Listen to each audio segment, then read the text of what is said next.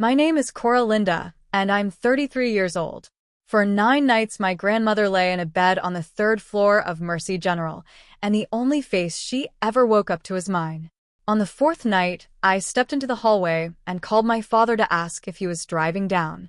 I could hear his car keys in his hand, keys for a different trip, in a different direction. "We've got lives, Cora," he said. "You're the one with nothing better to do. Send us an update if anything changes." I didn't raise my voice. I told him I'd keep him posted. I said goodnight, and I went back to the chair beside her bed and pulled it an inch closer. What he didn't know, what not one of them ever thought to ask about, was a plain blue folder my grandmother had handed me for years earlier, with a single instruction: don't open it until someone tries to decide her life for her. 6 months after that hospital stay, my parents walked into a courtroom certain they'd walk back out in charge of everything she had. They ended up hearing the judge's decision from the hallway. And that was the day the phone call started. Welcome back to Channel, where quiet people let the paperwork do the talking. If a calm story about a family that found out too late where the line was means something to you, take 1 second to drop the word present in the comments and hit subscribe, so the next one finds its way to you. People who meet me now assume I must have always been the one who handled things. I wasn't. For most of my life, I was the one nobody handled at all, the second kid, the quiet one, the daughter who didn't need much and so was given even less. My brother Trevor was the headline. I was the small print at the bottom of the page that the family signed without reading. I grew up in Davenport, in a brick house on a street where everyone knew everyone's business, but pretended not to. My father, Glenn, sold commercial insurance and was good at it in the way that men are good at things that reward confidence over care. My mother, Sharon, ran the social calendar of our extended family like a small airline, arrivals, departures, who sat where, who was in favor that season. Trevor was 3 years older than me and could do no wrong, partly because he never tried to do much of anything. He had a way of walking into a room and making the rest of us feel like furniture that had been arranged to set him off. I learned early that the safest place in our family was the edge of it. So that's where I stayed. I got a job at 16 bagging groceries, I paid for my own car, and I went to the community college for an accounting certificate because numbers never lied to me the way people did. By 25, I was the bookkeeper at Halverson Heating and Cooling, a family-owned outfit on the west side of town with 11 trucks and a back office the size of a closet. I have been there ever since. I am the person who knows where every dollar in that company sleeps at night. It is not glamorous work. It is honest work, and it suits me. I lived below what I made, always. A 1-bedroom apartment over a laundromat for years, then a small place with a yard when I could finally afford it. I drove a paid-off Corolla, with a dent I never fixed. I am telling you this not because I want a medal for it, but because it matters later, because the picture my family had of me, the one they carried into a courtroom, was of a woman with nothing. No big house, no important title, no audience. To them, nothing meant nobody. The one person who never saw me that way was my grandmother. Gran. Eleanor Linda, my father's mother, the only adult in my childhood who ever looked at me like I was the headline and the rest of them were small print. Gran lived 11 minutes from me, in the same house my father grew up in, a yellow 2-story with a wraparound porch and a maple tree out front that she planted the year my father was born. She'd been a school secretary for 31 years, the kind of woman who remembered every child's name and which ones needed an extra graham cracker. My grandfather died when I was 19, and after that it was just Gran and that big house and a calendar full of other people's birthdays she never forgot. I started going over on Sundays. It began as duty and became the best part of my week. We'd do the crossword. I'd fix the things in the house that needed fixing because I'm handy and because nobody else offered. I balanced her checkbook because she asked me to, and then because she trusted me to, and then because somewhere along the way I'd quietly become the person who kept her whole life running. Here is the part the rest of my family never knew, and the part one want you to hold on to. Over about 9 years, I covered things. Not in some grand gesture, in small ones, the kind that don't make a story until you add them up. The winter the furnace died, I had Halverson put a new one in at cost, and I paid for it. The year her property taxes jumped and her pension didn't, I covered the difference. Her medications, when the co-pays climbed. A new roof, half of it. The dental work she was too proud to ask anyone for. I kept every receipt, because keeping receipts is the one religion I actually practice. By the time all of this happened, the number in the blue folder came to $71,400 and change. $71,400. Remember that number. It comes back. I never told my parents. I never told Trevor. Not because I was building a case, I swear to you, back then there was no case to build, but because the moment money becomes a thing you announce in my family, it becomes a thing somebody takes. So I kept it quiet and I kept the receipts and I kept Gran company, and that was enough. Then there was the folder itself. About 4 years before any of this, on an ordinary slow afternoon in early spring, Gran asked me to drive her downtown. She wouldn't say where. She had me park outside a low brick building with a brass plate by the door that read Pruitt and Associates, and she went inside alone, and was in there for almost 2 hours while I sat in the Corolla and did payroll on my phone. When she came out, she was holding a blue accordion folder, the cheap kind from the drugstore, and she set it in my lap like it weighed something. "This stays with you," she said. Her hands were steady. Her voice was the school secretary voice, the one that ended arguments before they started. "Not with your father. Not with that lawyer. With you. And you don't open it, Cora, you hear me? You don't open it unless the day comes that somebody tries to decide my life for me. You'll know the day. Until then, it's a closed folder and a kept promise." I asked her what was in it. She patted my knee. "A choice," she said, "made while I'm still the one allowed to make it." I took the folder home, and I put it on the top shelf of my hall closet behind the winter blankets, and I kept my promise. For 4 years, I did not open it. I'd see it when I pulled the blankets down in November, and I'd think, "Not yet," and put it back. I want you to understand that I didn't know what was in it. I only knew that Gran had decided something important on a day she was strong enough to decide it, and that she'd handed the keeping of that decision to me, and not to the son who would later tell me I had nothing better to do. That's the shape of it before the fall. A quiet woman, a yellow house, a brother who was the headline, parents who ran the family like a seating chart, and a closed blue folder behind the winter blankets. For a long time, that was the whole story, and it was a good one. I didn't need it to become anything else. It became something else on a Thursday in October at 6:40 in the morning, when Gran's neighbor Mr. Atchison found her on the kitchen floor. She'd gone down sometime in the night. A small stroke, the doctors said later, a transient thing, frightening but not the end. She'd also broken her hip when she fell, and at 81 a broken hip is its own slow country to travel through. Mr. Atchison, bless him, noticed her porch light still on at dawn and her papers still on the step, and he had a spare key because Gran was the kind of woman who gave good neighbors a spare key. He called the ambulance and then he called me because mine was the number taped to her refrigerator under the words "IN case." I was at the hospital before they'd finished getting her settled. Mercy General, 3rd floor, room 314, a window that looked out over the parking ramp.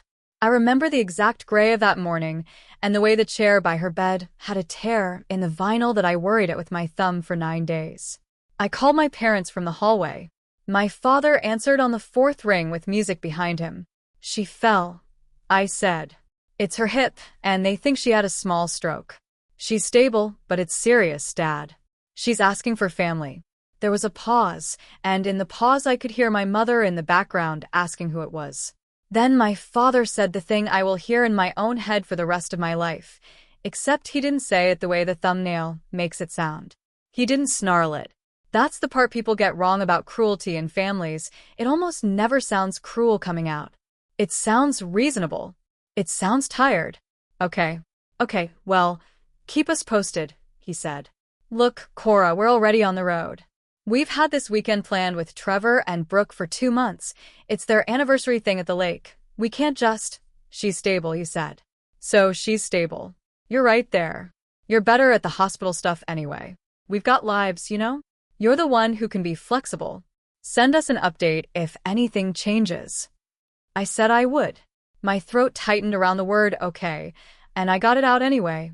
I went back into room 314, and I sat down in the torn chair, and I took Gran's hand, the one without the 4, and I stayed. I want to be fair because being fair is the only thing that lets me sleep. My parents are not monsters. They genuinely had the lake weekend planned. They genuinely believed stable meant fine. They genuinely thought of me as the one with the flexible schedule and the empty calendar, which to them meant the empty life, which to them meant the right person to handle it. Every single thing they told themselves was reasonable. That's exactly what made it land the way it did. A villain you can hate cleanly. A reasonable man telling you you're the one with nothing better to do. That one gets in under your ribs and stays. 9 nights.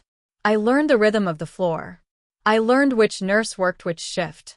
I learned that hospital coffee at 3 a.m. tastes like a penny and that a person can sleep badly, folded into a vinyl chair. I went to work in the mornings. Halverson let me run the books from a laptop in the family lounge, and I came back every evening and I stayed until they made me leave, and then I came back. The day nurse, a woman named Deb with reading glasses on a beaded chain, started saying it around the 5th day. "Your daughter's here, Eleanor," she'd call out, breezing in. The first time, Gran's face did something soft and she didn't correct her. The second time, Gran looked at me and the corner of her mouth went up, and she said, "That's right. That's my girl." I didn't correct Deb either. I just held the cup of water with a bendy straw and let it be true for as long as the room would allow it. My parents called twice in 9 days. Both times to ask whether they needed to come. Both times I told them the truth, that she was stable but that she was scared, and that scared is a reason too. Both times my mother said some version of, "We'll come the second the doctors say it's necessary, Cora. We're not going to drive 9 hours to sit in a waiting room. That doesn't help anybody." Trevor texted a thumbs up to a photo I sent of Gran sitting up. A thumbs up. That was his contribution to 9 nights. She came home eventually, to the yellow house, with a walker and a list of medications and a physical therapist who came twice a week. The stroke had left her a little slower with words, a little less sure on her feet, but her mind, and this matters, so hear me, her mind was hers. She knew who she was, where she was, what she wanted. She could tell you the name of every child she'd ever helped through the front office of Garfield Elementary. She was Gran. She was just Gran with a walker now. And that, it turned out, was the problem. Because the moment Gran came home not quite able to drive herself to the pharmacy, my family discovered that they had opinions about her life after all. It started the way these things do, with concern. My mother began calling me, which was new, to say how worried they were. "It's not safe, her in that big house alone," she'd say. "Those stairs. What if she falls again, and nobody's there?" Reasonable. "Then, we've been talking, and we really think she'd be better off somewhere with people around. There are lovely places now, Cora, it's not like the old days." Reasonable. Then a few weeks later, the thing under the thing. And honestly, that house is just sitting there being a burden. The market's good right now. If we sold it, the money could go toward her care, do it properly, and there'd be something left over for the family. For Trevor's kids, eventually. It's the responsible thing. There it was. The house. The maple tree. The yellow paint. The money that could go toward her care, done properly. With something left over for the family. My father's mother had become an asset with a stairs problem. I said the only thing I could say, which was that we should ask Gran what Gran wanted. There was a silence on the line, the particular silence of someone deciding how to talk to a person who isn't being practical. "Cora," my mother said gently, "she's not really in a position to make those calls anymore. You've seen her. She gets confused. We're her family. It's a family decision, and we've talked about it, all of us, and we've made it. We'd love for you to be on board, but it's happening either way. We're going to petition to be her conservators so we can take care of all this properly. It's just paperwork. It's what's best for her. It's just paperwork." I held the phone, and something went very still in my chest, the kind of still that isn't calm. It's the opposite of calm wearing calm's coat. Because I knew 2 things in that moment that they did not. I knew that Gran was not confused. I'd done the crossword with her 2 days earlier, and she'd beaten me to 7 of the clues. And I knew there was a blue folder behind the winter blankets in my hall closet, and that the day Gran told me about, the day somebody tries to decide my life for me, had finally, quietly arrived. I drove to Gran's house that night. I sat with her at the kitchen table, the same table she'd been found beside, and I told her everything my mother had said, All of it, the house and the home and the family decision and the conservatorship. I watched her face. I expected it to crumple. It didn't. Her jaw set, and her hands, the school secretary hands, folded themselves very precisely on the tabletop. "Cora," she said, slow but certain, every word placed where she wanted it. "Go home. Get the folder. Don't open it. Take it to Mr. Pruitt at that office downtown. He's expecting it might come someday. And then you let them file whatever they're going to file." Her eyes were clear. I made my choice while I was still allowed to. Now, we let the right person read it out loud. So that's what I did. I didn't post anything. I didn't call my brother. I didn't argue with my mother in the family group chat, even when she added me to a thread titled Mom's Care Plan that was 40 messages deep with decisions already made. I just drove home, took the blue folder down from behind the blankets where it had waited for years, and the next morning I carried it, still sealed, into the office with the brass plate. And then I waited for them to file. They filed 3 weeks later. The hearing was set for a Wednesday morning in late winter, in the probate division on the 4th floor of the Scott County Courthouse, a room with bad fluorescent light, wooden benches worn smooth by decades of families having their worst days in public, and a clock on the back wall with a second hand you could hear if the room went quiet enough. It would, before the morning was over. My parents had a lawyer. A good one, or at least an expensive one. A man named Doyle in a navy suit who'd clearly done a lot of these and expected this to be another. They'd come prepared the way people come prepared when they assume the outcome is decided, and the hearing is a formality. My mother wore the gray dress she saved for funerals and important lunches. My father wore the face of a man being patient with an inconvenience. Trevor came too, in a sport coat, scrolling his phone in the gallery like he was in a waiting room at the dealership. Their whole posture said the same thing: this is just paperwork. They had brought witnesses. In a sense, they'd brought their certainty, which in our family had always functioned as a kind of witness. They had the petition, which described Gran as an elderly woman in cognitive decline, unable to manage her affairs, at risk in her home, whose loving children sought only to protect her and her estate. It was all written in the reasonable voice. Every line of it was the reasonable voice. What they had not done, and this is the whole thing, this is the hinge the entire morning turned on, was ask. They had not asked Gran what she wanted. They had not asked whether documents already existed. They had assumed that being her children was the same as being her choice, and nobody had ever made them check that assumption before because nobody in our family had ever told them no and made it stick. I sat on the other side of the aisle with Gran. She'd insisted on coming. The court had arranged for her to be there. That's standard. The person the case is about gets to be in the room, and a young woman from the court, an investigator named Ms. Reyes who'd already visited Gran twice at the house, sat near us with a folder of her own. There was also a representative from Adult Protective Services in the back, present because any conservatorship petition triggers a welfare review. She said almost nothing the entire morning and never needed to. Gran was in her good coat, the green one, sitting very straight in the wheelchair she'd grudgingly agreed to use for the long hallways. Her hands were folded. Her chin was up. She looked, I thought, exactly like a woman who had decided something years ago and had come to watch it hold. Mr. Pruitt, her attorney, Eugene Pruitt, 70 if he was a day, with a soft voice and a folder of his own that I recognized because it was blue, sat at the table beside her. My parents' lawyer went first. He was smooth.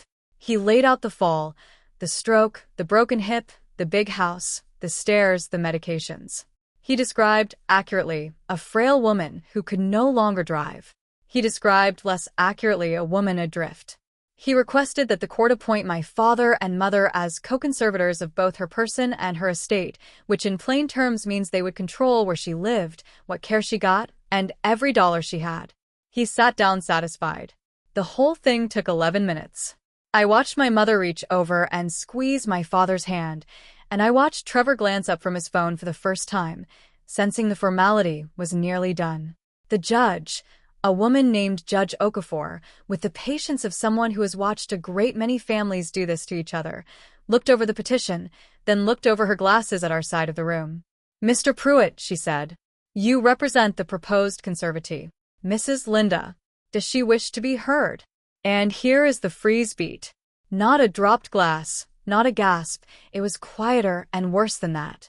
It was the sound of a plan meeting a fact. Because my father's lawyer, Doyle, started to half rise, the reflex of a man who'd expected the conservatee to be a name on a page and not a voice in the room. Your Honor, given Mrs. Linda's condition, we'd suggest the court rely on the medical. I'll hear from Mrs. Linda, Judge Okafor said, without heat, and the whole gallery went the kind of still where the second hand on that back wall suddenly became the loudest thing in the building. I heard it. Tick, tick. My mother's smile did not leave her face, but it stopped meaning anything. My father went very straight in his seat. Trevor's phone went face down on his knee. The air in that room seemed to change pressure, the way it does before weather. Gran lifted one hand off her lap, a small steadying gesture, and Mr. Pruitt leaned toward her and murmured something, and she nodded once. Then she looked at the judge, and in the voice that had run the front office of an elementary school for 31 years, slower now, but every word exactly where she wanted it, my grandmother said, I'd like to be heard. I'm not confused. And there's a folder I'd like read out loud. Mr. Pruitt rose. He opened the blue folder, my folder, Gran's folder, the one that had sat behind my winter blankets for 4 years keeping a promise, and he handed copies to the clerk and to my parents' lawyer, who took them the way you take something you suddenly suspect you should have asked about a long time ago. What was in the folder was not dramatic. That's the thing about real reveals. They're rarely a long-lost heir or a secret fortune. The folder held 3 documents, all signed and notarized and dated 4 years earlier, on that slow spring afternoon when Gran had me park outside the office and sat alone with Mr. Pruitt for 2 hours. The first was a durable power of attorney. In it, Eleanor Linda, at a time no one disputed she was sound, sharp, driving herself, beating me at crosswords, had named the person she wanted to manage her financial affairs if she ever couldn't. She had not named her son. She had named me. The second was an advance healthcare directive, naming the person she trusted to make her medical decisions and to speak for her wishes. Again, not her son. Me. The third was a letter, in her own hand, that Mr. Pruitt read aloud to the room in his soft, unhurried voice. I won't give you all of it. But the part 1 Carrie says this, more or less, that she had thought about it carefully, that she loved her son and her grandson, that she knew exactly how her family worked and who in it actually showed up, and that she was making this choice while she was still the one allowed to make it, so that no one could ever claim she'd been confused when she made it. She named the day she feared, the day someone tried to decide her life for her, and she said that if that day came, she wanted her granddaughter Cora to be the one standing in the gap, because Cora was the only one who had ever asked her what she wanted instead of telling her. Mr. Pruitt set the letter down. The room did not erupt. It did the opposite. Something went out of the air on my parents' side of the aisle, like a tire finding a nail. Then Ms. Reyes, the court investigator, spoke. Neutral, factual, reading from her own notes. She had visited Mrs. Linda twice. She had found her oriented, capable of stating her preferences, sharp on dates and names. She had reviewed the home and found it well kept. She noted, and here she glanced down at her file, that records provided to the court showed a single family member had, over the preceding 9 years, covered approximately $71,400 in the conservatee's expenses, kept receipts, balanced her accounts, and arranged her care during a recent 9-day hospitalization that no other family member attended. The $71,400. I told you it would come back. I had not brought it up. I had simply given Mr. Pruitt the receipts when he asked if any existed, because I keep receipts, and the court found them on its own. I never had to say a word about money. The room did the math for me. Judge Okafor took off her glasses. She looked at my parents for a long moment, and there was nothing cruel in it, which was almost worse. Mr. and Mrs. Linda, she said, your petition presumes that no valid prior arrangement exists, and that Mrs. Linda lacks capacity. Both presumptions are contradicted by the record in front of me. Mrs. Linda executed a durable power of attorney and a healthcare directive 4 years ago, while indisputably competent, naming her granddaughter. She is competent today to affirm that choice, and she has affirmed it, on the record, in this room. The court will not override a citizen's own documented wishes because her children would prefer a different arrangement. I felt the words land more than heard them. My hands, which had been cold all morning, were suddenly just my hands again. I did not smile. I want you to know that. There was a version of that morning available to me where I turned around in my seat, and I did not take it. I kept my eyes forward, on Gran, who had reached over and put her hand on top of mine on the table, and whose chin was still up. The judge denied my parents' petition. She found Mrs. Linda competent. She affirmed the durable power of attorney and the healthcare directive. And because some formal authority was appropriate to manage the estate going forward and to put the question permanently to rest, she appointed me, by Gran's own prior written designation, affirmed in open court, as the limited conservator of my grandmother's estate, with Gran retaining every decision she was able to make for herself, which was most of them. She signed the order at the bench. I heard the pen. It's a small sound, a judge signing an order, the scratch of it, but in a room that quiet it filled the whole space. Here is the detail the thumbnail promised you, and it's true. My parents did not hear the signature in the room.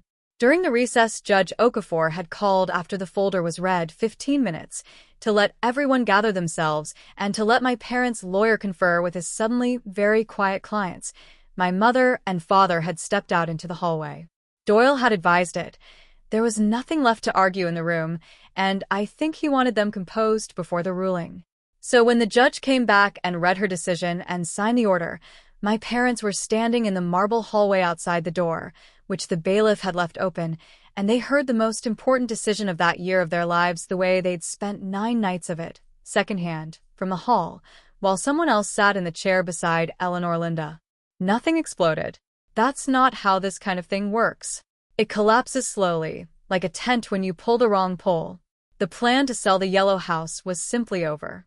There was no money to redirect toward care done properly, because there had never been a care problem.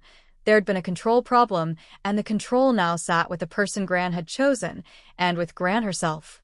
The something left over for the family, the part that had been mentally promised to Trevor's eventual children, evaporated, because it had only ever existed in a future where my parents held the pen. They did not hold the pen. They had heard, from a hallway, exactly who did. The cascade was social before it was anything else, and in my family the social currency is the one that actually spends. My mother's whole standing in the extended family had been built on being the one who managed things, the airline that ran the schedule, the keeper of the family's idea of itself. Now there was a courthouse story, and courthouse stories travel. My aunt called Gran, not my mother, to check on her. My cousins, who had grown up being told I was the odd quiet one, started texting me. The narrative my mother had spent decades curating, the one where I was the daughter with nothing and Trevor was the headline and my parents were the responsible center of everything, did not survive contact with the question, "Where were you for the 9 nights?"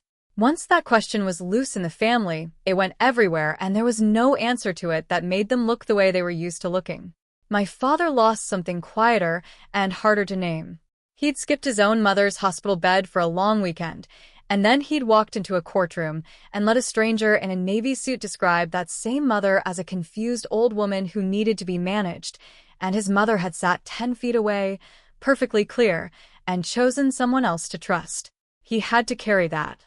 I don't think he'd ever before been somewhere that his confidence couldn't talk him out of. And then the calls started. The thumbnail told you they would. They didn't come the next day. They came over weeks, and they came in order, the way these things always seem to. First, the practical call. My father, clipped and businesslike. "We should talk about how this is going to work. Cora, there are things you don't understand about Mom's finances." Then the wounded call. My mother, "I just don't understand how it came to this. We are still her family. We were only ever trying to help." Then, finally, weeks on, the one I'd known was coming since the pen scratched at the bench, the pleading call. My mother, her voice not managing anything anymore. "Cora, please. Can we just sit down, all of us? We need to fix this. Your father isn't sleeping. The family's asking questions, and we don't know what to tell them. We need you. We need to be a family again. We need you. from the people who, 6 months earlier, had told me I was the one with nothing better to do. I'd be lying if I said something in me didn't go tight at that, some old 10-year-old part of me that had spent a whole childhood at the edge of the room waiting to be needed. But I'm not 10. I'm 33, and I keep receipts. I didn't gloat. There was no speech. I told my mother, in a steady voice, the truest 4 words I had. We can be civil. And then I told her the rest, plainly.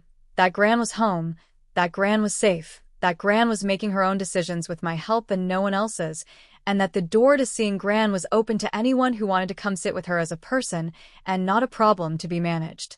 And then I said I had to go because I did. I had a roast in the oven at Gran's and the physical therapist coming at 4. I hung up the phone. I didn't slam it. I set it on the counter, and I checked the roast, and I went out to the porch where Gran was sitting under the maple tree she'd planted the year my father was born, doing the crossword, and I sat down next to her in the ordinary afternoon and asked her what had a 7-letter word for kept safe. She thought about it. Sheltered, she said. It fit. I think about what my family got wrong, and it wasn't cruelty. They'd have been easier to forgive if it had been cruelty.